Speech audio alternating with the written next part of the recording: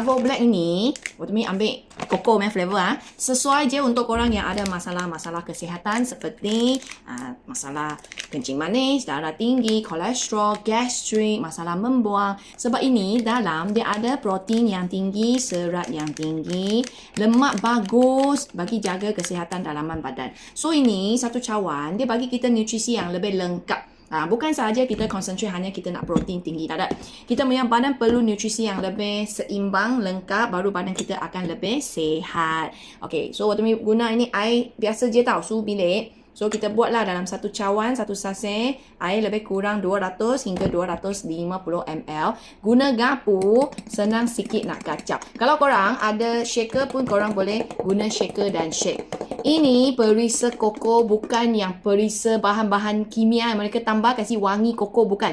Ini ialah real koko. So you punya rasa, bau, sedap tu semua dari makanan natural. So dia tak ada sebarang tambahan seperti gula, creamer, susu, bahan-bahan perisa pengawet, pewangi, pewarna, semua dia tak ada. Bukan saja ini sedap, ada perisa koko. Dia ada juga perisa original, perisa kopi, sedap kawan-kawan. So biasa kalau korang pagi tak tahu nak minum apa, ataupun korang dah biasa minum 3 in 1, korang ganti, tukar you punya minuman jadikan ini. Okay, so bila dia nutrisi dia seimbang, badan kita akan semakin sihat dan membantu kita membuang toksik, macam-macam punya tak baik dekat kita punya badan. Okay, so korang kalau nak cuba tekan link dekat sini, order sekarang. Kat Paku Kuning ada perjumpaan juga. Korang boleh try 3 sachet ataupun try 1 paket. Setiap paket ada 7 sachet.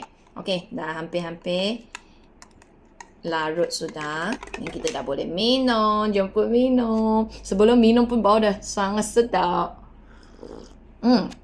Lagi satu. Dia bukan jenis yang manis-manis punya. Siapa yang kuat manis punya, mungkin you akan rasa dia tawar sikit sebab dia ini versi kurang manis. Kenapa kurang manis ataupun tak manis langsung? Untuk kawan hantu manis memang tak manis langsung sebab ini adalah tanpa gula, tanpa pemanis, tanpa creamer yang akan buat dia manis punya barang. Semua tak ada. Lagi kita dah tambah koko. Koko yang pure memang dia pahit sikit punya. So korang hantu yang suka korang suka manis sikit punya, mungkin you boleh try dengan ini. Lebih sikit manis compare dengan yang koko punya. Lepas tu kopi punya pun sama seperti koko lah. Sebab premium punya koko dengan kopi sepatutnya dia pahit sikit punya. So korang yang tak boleh nak kurang manis dulu, you try ini dulu. Nanti badan korang dah semakin sihat, you semua ini boleh minum setiap hari sedap-sedap. Okay, cepat bagi grab. Ini minum setiap hari 1 hingga 2 saset. Sangat sedap.